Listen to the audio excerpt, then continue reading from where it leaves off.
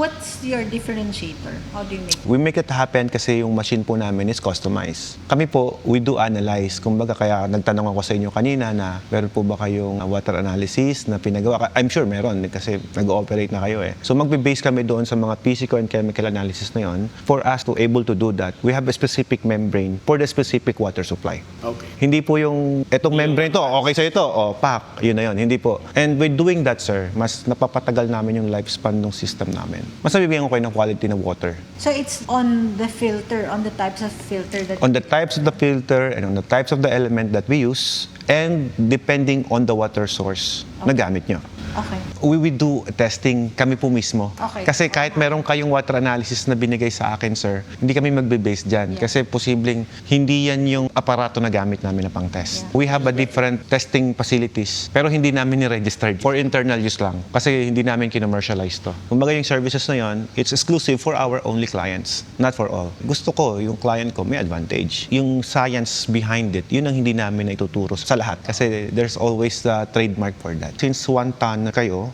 Actually, dalawa yun. is it on the same place? Yeah, katapat lang. Ayun pala eh. Ako recommended ko package 9. Wala na ako mara-recommend na iba. Malaki rin susuplayan niya. Sabi niyo kanina sa akin, you're going to use it na rin na pang business. Yeah, water business. Yeah, water business and Marami ice na rin kayo. Wala pa nga kaming water refilling. Ang dami nang nakapila po. Kasi they want clean water. Yes, gawin natin po, for the start, I will recommend the package 9. And then kapag lumakas din yung water station ninyo, kasi sir, hindi ko masabi sa inyo na 5 years bago masira, hindi ganun eh. Kasi depending on your capacity pa rin. Baka mamaya, lakas-lakas na pala. Yung maximum palagi yung gamit ng makina. Baka after 1 year or 2 years, meron tayong troubleshoot na gagawin. Automatic na pwede siyang i-upgrade. Papalitan yung kapag No, the package 9 is the top of the line namin. Wala ka nang i-upgrade dun. It's already upgraded. Meron ba siyang upgrade path or we need to change something? Sa 9, yun na po kasi yung high-end eh. Kung yung lower package ang kukunin, para ma-upgrade siya into package 9, we have to replace everything. Yung Basically, wala. package 7. Walang upgrade din iba. Yung 7, upgradable siya. Same specs po siyang 9. So kung yung 7 muna ang kukunin mo, pwede yun. Yes, napakaliit ang diferensya. 50,000. 40,000, sir. If you're going to study, sir, yung package 9 namin is twice na matipid yan sa 7.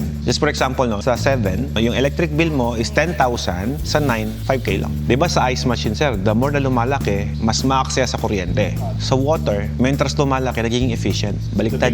Kasi capacity palagi ang pinag-uusapan. The bigger capacity, the more efficient we have. So yun ang kagandahan sa water. At kung i-upgrade nyo po yung 7, soon, 91,000 from 7 to 9. The bigger the package you got here, mas practical. Ang goal ko naman, hindi naman makabenta ng malaki. Yung installer natin, yung mga engineer natin, lahat naman po yan, isa lang ang bayad ko. Kahit anong package ang bilhin mo. So parang binili mo lang siya ng wholesale sa 9, nakasave ka. Same lang din ako ng income kahit anong bilhin mo dyan. Kasi ang binabayaran natin, sir, hindi lang naman yung pyesa. Ang binabayaran nyo yung service.